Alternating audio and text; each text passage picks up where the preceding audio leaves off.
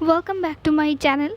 Today I will show my CHSL 2020 scorecard and the answer key. So let's start.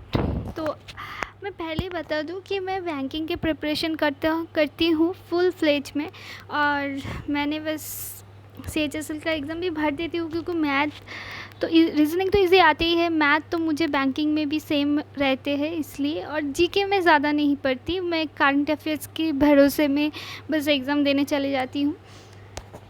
और बस शुरू करते हैं। तो पहले आप देख सकते हैं इंग्लिश तो बैंकिंग में बहुत ख़तरनाक कहते हैं, लेकिन एसएससी में थोड़ा सा उससे इजी आ जाते हैं।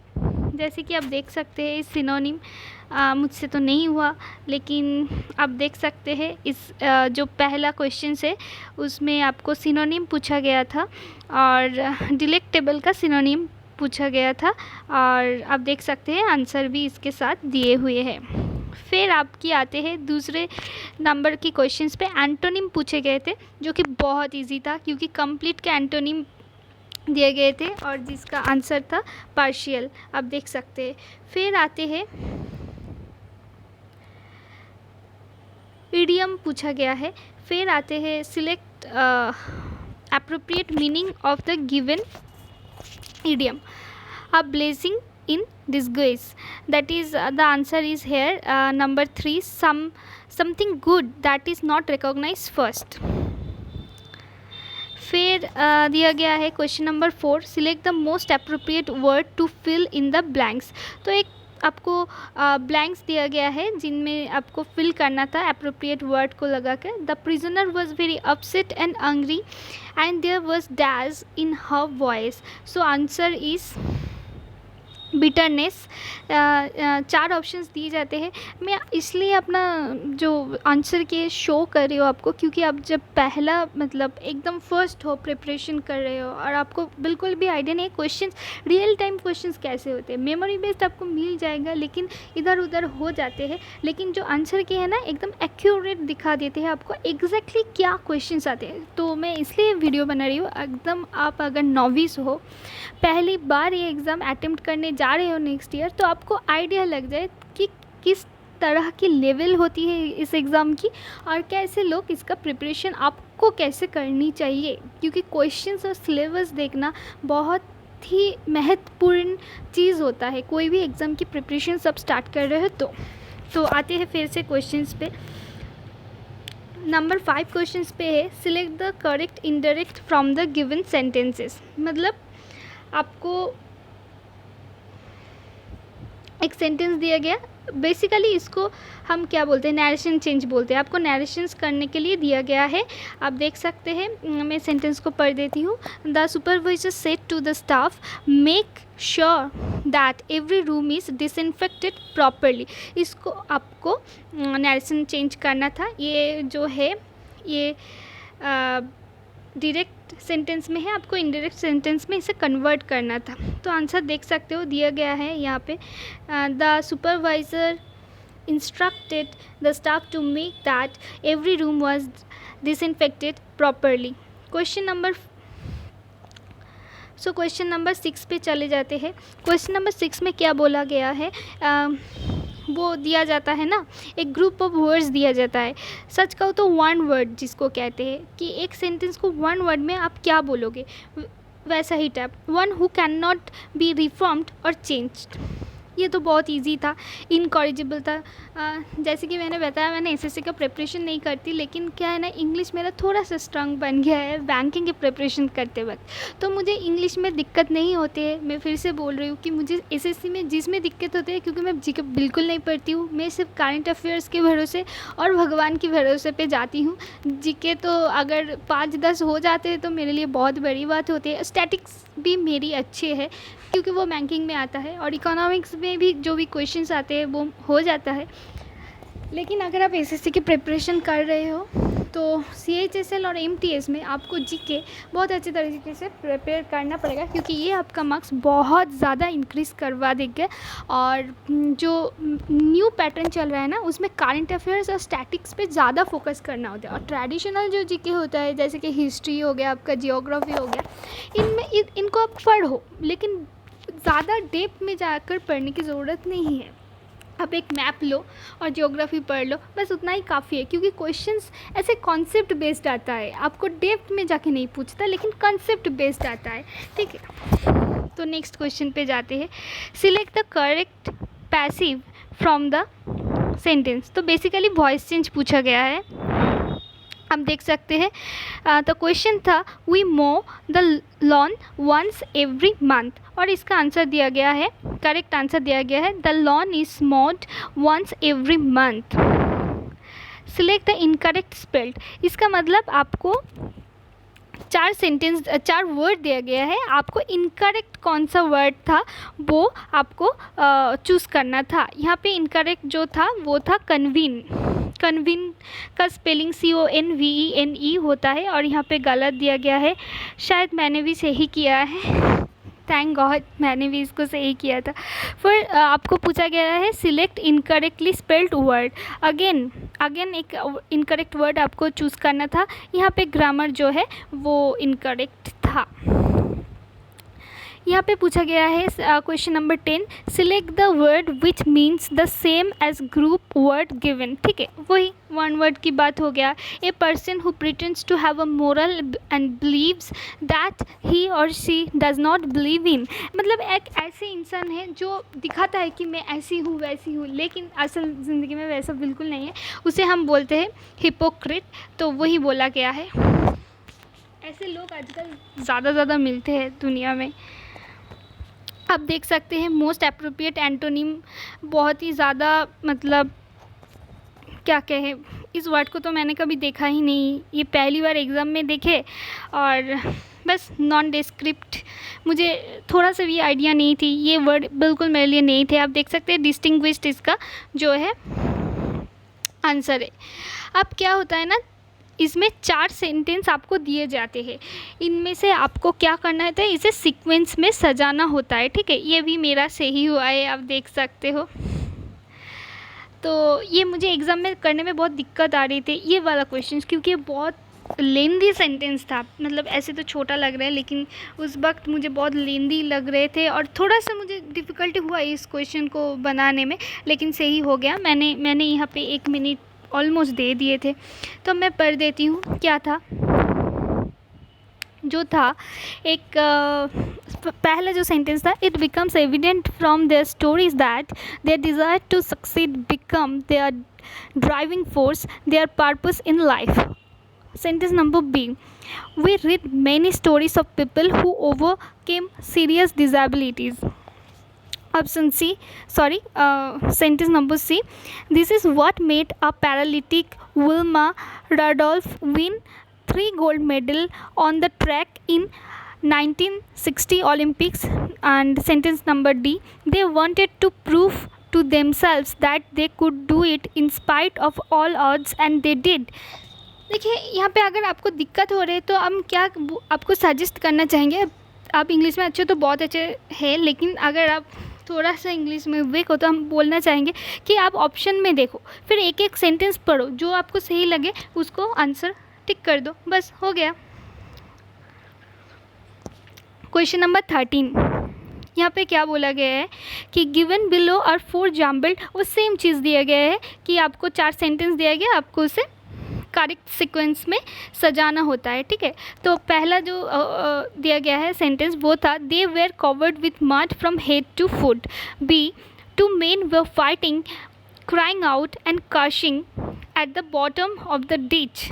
C, stop that, shouted the sergeant. D, 3 or 4 soldiers holding torches were standing around a ditch. So इसको आपको सजाना है, वही सेम सजेशन रहेगा। अगर आप फॉलो करना चाहे तो आप देख लो कौन सा वाला सही लग रहा है, आप पढ़ के ऑप्शन को टेस्ट कर के, तो जो भी सही लगे आप उसको कर देना, टिक कर देना।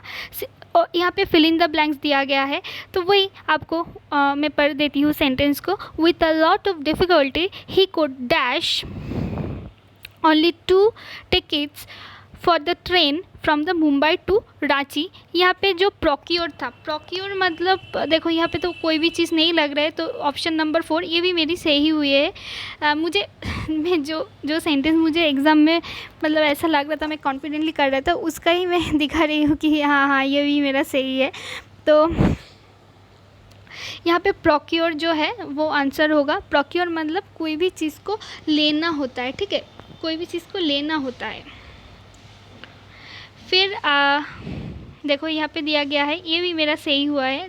मैं हर क्वेश्चन में दिखाना भूल रही हूँ कि कौन सा मेरा सही हुआ है और कौन सा मेरा गलत, मैं कोशिश कर रही हूँ दिखाने की। सिलेक्ट द मोस्ट अप्रोप्रिएट, मुझे वीडियो को छोटा भी करना है और सारे क्वेश्चंस को डिस्कस भी करना है, तो थोड़ा सा मैं इधर उधर हो रही है। Select the most appropriate options. Substitute the underlined segment in the given sentence. If there is no need to substitute it, select no substitute. मतलब आपको जो भी एक अंडरलाइन वर्ड है वो सही है कि नहीं, ठीक है। अगर सही नहीं है तो कौन सा वाला से आप उसको रिप्लेस कर सकते हो, ऐसे जैसे कि ये क्वेश्चंस आपको दिया गया है। Just like a spider the spins its own web and later destroyed it, human beings can also destroy the web of desire that engulfs it. देखो यहाँ पे क्या बोला गया है, आप देख सकते हो ह्यूमन बीइंग्स को बोला गया है कि इसका मतलब क्या है, ह्यूमन बीइंग्स किसी एक इंसान के बारे में बात नहीं कर रहे हैं, एक कम्युनिटी, एक बहुत सारे ह्यूमंस के बारे में, नेचर के बारे में बात किया जा रहा है। सो engulfs देम होनी चाहिए ईट की जगह, तो गलत वहाँ पे गलत थी और इस चीज़ से आप उसे रिप्लेस कर सकते हो, तो ये बेसिकली रिप्लेसमेंट थी। उसके बाद क्वेश्चन नंबर 16 जो है, select most appropriate option to substitute the underline segment. Same kind of चीज़ दिया गया है। Ashok was one of the greater king of India. अब जानते ही है कि वन ऑफ द के साथ ग्रेटेस्ट लगाया जाता है, और यहाँ पे है ऑप्शन नंबर 4 पे the greatest Kings of India, तो यहाँ पे ऑप्शन नंबर 4 था आंसर। फिर आते हैं सिनोनिम पूछा गया है complicated. As we all know that complicated का मतलब होता है किसी भी चीज़ को कम्प्लेक्स कर देना, ठीक है। हम बोलते हैं ना कि जैसे कि फेसबुक में रहता है ना रिलेशनशिप कैसा होता है स्टेटस, तो हम अगर कुछ डिफ़िकल्टी से तो लिख देते हैं कॉम्प्लिकेटेड, तो वैसे ही एक कम्प्लेक्स होते हैं, कुछ चीज़ कम्प्लेक्स होते हैं, complicated, both are same in meaning. Next question number 18. In the given sentences, identify the segment which contains grammatical error. Basically banking में तो ये 5 क्वेश्चंस आते हैं, लेकिन एसएससी में 1 या 2 क्वेश्चंस आते हैं, और ये मेरी बहुत फेवरेट चीज़ है क्योंकि इसमें ग्रामर का रूल्स फॉलो किया जाता है एकदम डेप्थ में जाके, और आपको इसमें एरर ढूंढ कर निकालना है। जैसे कि लिखा गया है, Amphan the more severe cyclone in the bay of Bengal since the super cyclone of 1999 made landfall in the afternoon on Wednesday. The more severe cyclone, यहाँ पे क्या होनी चाहिए, the most severe cyclone, okay. तो यहाँ पे द मोस्ट सीवियर साइक्लोन होनी चाहिए, लेकिन यहाँ पे दिया गया था द मोर सीवियर साइक्लोन, क्योंकि मोर के पहले दा नहीं लगते, दा सिर्फ सुपरलेटिव डिग्री के पहले लगते हैं, तो फिर ये गलत हो गया और इसको रिप्लेस कर सकते हो। सॉरी, यहाँ पे सिर्फ रिप्लेस नहीं बोला गया है, यहाँ पे आपको बस एरर ढूंढना था और इसमें एरर था, आपने इसको टिक कर दिया, बस हो गया, आपको 1 नंबर मिल गई। In the sentence given segment which contains grammatical error, same grammatical error पूछा गया है। सो क्वेश्चंस को मैं पढ़ देती हूँ। We have decided to spend our time play online games as we will not go out on a vacations this year. So यहाँ पे क्या था, our time play online games, तो यहाँ पे होनी चाहिए थी we have decided to spend our time playing online games. तो प्लेइंग होनी चाहिए, एक जिरांट होनी चाहिए थे, जो कि यहाँ पे नहीं था, प्ले था। तो मतलब एरर उस पार्ट में था, प्ले की जगह प्लेइंग होनी चाहिए थी, बस इसलिए आपको गलत हो गया था। मतलब इसको आपको टिक करना था क्योंकि एरर जो था इस पार्ट में थे। Select the most meaning of the given item, sorry given idioms, item और इडियम मिक्सड हो गया। So needle in a haystack, इसको मैंने अटेम्प्ट नहीं किया था, मुझे इसके बारे में सच कहूँ तो श्योरली कुछ भी आंसर पता नहीं था, तो लेकिन मैं आपको आंसर दिखा देती हूँ। समथिंग इम्पॉसिबल टू फाइंड, देख लेती हूँ एक बार मैंने, हाँ मुझे याद था, मैंने इसको नहीं किए थे, अब देख सकते नहीं किए थे। तो needle in a haystack, something impossible to find, ठीक है। मैं रिस्क नहीं लेती एग्ज़ाम में, गलत हो जाते तो पहले जब मैं बिल्कुल सीरियस नहीं थी, प्रिपरेशन करती थी, तो मैं रैंडम क्लिक करके आ जाती थी, मतलब गेस पे गेस, कोई मतलब थोड़ी सी भी मुझे आइडियाज़ नहीं होते फिर भी मैं गेस लगा देती थी। पर ऐसे करके मैं देखती थी क्या होता था, मेरे मार्क्स बहुत ज़्यादा डिक्रीज हो रहे थे। मैं एकदम शुरुआत में जब मैंने कॉलेज को जस्ट ख़त्म की थी, मुझे बिल्कुल आइडिया नहीं थी कि एग्ज़ाम को कैसे दिया जाता है, कैसे प्रिपरेशंस किया जाता है, तो तब मैं ऐसी बेवकूफ़ी करती थी। अब नहीं करती बिल्कुल, मतलब 100% श्योर नहीं होती हूँ तो मैं बिल्कुल उसे नहीं दागाती हूँ, चाहे मेरी मार्क्स कम भी क्यों ना आ जाए। यहाँ पे आपको एक पैसेज दिए गए हैं, और आपको यहाँ पे फिल इन द ब्लैंक्स करना है, लेकिन एक कॉम्प्रिहेंशन के थ्रू दिया गया है। मैं आपको कॉम्प्रिहेंशन पढ़ देती हूँ, पहले एक एक पूरा पढ़ूँगी, पूरा पढ़ दे रही हूँ, फिर आपको सारे मतलब क्वेश्चंस दिखा देती हूँ। तो पहला जो क्वेश्चन था नंबर 1, यहाँ पे था students in the 6th grade of a certain school in Navi, Mumbai love dash history lessons। Okay, so 1 में क्या बिठाना था, मतलब क्या लगाना था, यहाँ पे देयर लगाना था। क्यों देयर लगाना था? क्योंकि बोला गया है स्टूडेंट्स, तो स्टूडेंट्स क्या है, प्लूरल, तो यहाँ पे प्लूरल सेंस में उसका जो प्रोनाउन है पॉजिटिव प्रोनाउन वो ही यूज़ होगा, तो स्टूडेंट्स के साथ देयर लगता है। ये बहुत इजी थे, अब समझ पा रहे हो। नेक्स्ट जो है 2 में क्या है कि इट एंड एक कमा है, thank to, I did not complete the sentence but now I am doing that, thanks to the novel teaching aid। okay, now दो जो क्वेश्चंस है उसका शुरुआत ही एक न्यू सेंटेंस से हो रही है, it dash not surprising given the fact that there study material. Okay, एक सेंटेंस में 2 ब्लैंक्स दिए गए, ठीक है कोई बात नहीं, हम देखते हैं। तो इसका आंसर हो इज़, सो इट जो है सिंगुलर है, तो इसके साथ क्या होती है, इज़, ही आप लगा सकते हो और बिठा सकते हो। Not surprising given the fact that there study material dash coming books and they use their text books for. तो पहले 3 को सॉल्व कर लेते हैं। क्या दिया गया है, इंक्लूड्स, तो यहाँ पे आप देख सकते हो not surprising given the fact that there study material. So material जो है ये क्या है, सिंगुलर है, और सिंगुलर के साथ जो वर्ब हम लगाते हैं वो होता है इंक्लूड्स। एक एस, मतलब वर्ब का जो पहला फॉर्म है उसके साथ हम एस लगाकर वहाँ पे यूज़ करते हैं। तो जैसे कि आप देख सकते हो स्टडी मटेरियल एक सिंगुलर है, तो उसके साथ इंक्लूड्स बैठाना है, ये एकदम ग्रामेटिकली करेक्ट है। फिर 4 में जाना है, so comics books and they use their text books for reference. So reference to put things into perspective. तो यहाँ पे रेफरेंस हम बोलते हैं ना, रेफरेंस बुक, हम सही से कुछ चीज़ के पर्सपेक्टिव, मतलब कुछ चीज़ के धारणा लेने के लिए वो कैसा है ये एज्यूम करने के लिए हम रेफरेंस बुक का भी यूज़ करते हैं, तो ऐसे रेफरेंस यहाँ पे करेक्ट हो गया। फिर नंबर 5 पे आते हैं। नंबर 5 में है into perspective beside students are dash to tap other sources of information as well. यहाँ पे दिया गया है इनकरेज्ड, मैंने भी यहाँ पे इनकरेज किए हैं।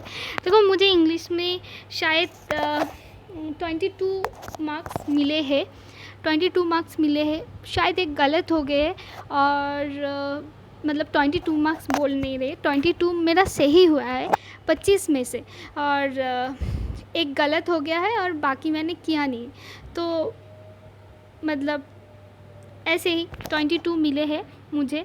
और ये है इंग्लिश का पूरा मैंने दे दिया आपको कैसा क्वेश्चन था। अब मैंने पहले वीडियो में इंग्लिश का ही बना रही हूँ, बाद में मैंने मैथ का, जीके का और जो क्या बच गया रीज़निंग का। रीज़निंग मेरी बैंक का तो रीज़निंग बहुत स्ट्रांग है, लेकिन सच कहूँ तो मुझे एसएससी का रीज़निंग बहुत मतलब मैं कर ही नहीं पाती हूँ। मैंने सीएचएसएल में सिर्फ 16 अटेम्प्ट करके आई हूँ। मेरी बिल्कुल भी स्पीड नहीं है, जैसा मैंने कहा है कि मेरी एसएससी का मैं एक भी मॉक नहीं देती हूँ, बस एग्ज़ाम देने चले जाती हूँ मैथ और करंट अफेयर्स के भरोसे में। और हिस्ट्री ज्योग्राफी जो है ना मेरी सब्जेक्ट है। मैंने जो अपना ग्रेजुएशन था ज्योग्राफी में किया था और मास्टर्स मैंने हिस्ट्री में की थी। और मेरे ग्रेजुएशन में इकोनॉमिक्स भी थे, तो और मैथ्स मेरा फेवरेट सब्जेक्ट है। सो इन चीज़ों के बेसिस पे मैं चली जाती हूँ एसएससी का एग्ज़ाम देते। लेकिन उतना सीरियस नहीं हूँ एसएससी को लेके जितना बैंक को लेके हूँ। उतना क्या कह रही हूँ, कुछ भी नहीं हूँ। लेकिन अगर आप एकदम नए हो, नॉविस हो, तो आप इसको फॉलो करो। मुझे लगता है इससे आपको आइडिया हो जाएगा एकदम एक्यूरेट लेवल कैसा होता है। और बाकी सारे जो यूट्यूब चैनल्स हैं उनके एनालिसिस से मुझे पता चला मेरे जो सिर्फ थे काफ़ी टफ थे। वहाँ पे एवरेज लोग 116 ही करके आ रहे हैं और मेरा पूरा मार्क्स 115 आए हैं। तो मैंने सारे नेगेटिव को हटा दिए हैं, सब कुछ करके मुझे 115 मार्क्स ही मिल रहे हैं। तो देखते हैं अल्टीमेटली क्या होता है, सच में ये एग्ज़ाम टफ था या नॉर्मलाइजेशन में कितना बढ़ेगा, ये तो एक्चुअल रिज़ल्ट के बाद ही पता चलेगा। लेकिन अब नॉविश हो तो इसको देखो, समझो कैसा क्वेश्चन आता है, कैसा लेवल रहता है, कितना हार्ड रहता है, आपका वीक सेक्शंस कौन सा है, किस में आपको ज़्यादा फोकस करना है, ये सब करो और कमेंट में बताना ये वीडियो आपको कैसे लगी। Thank you for watching this.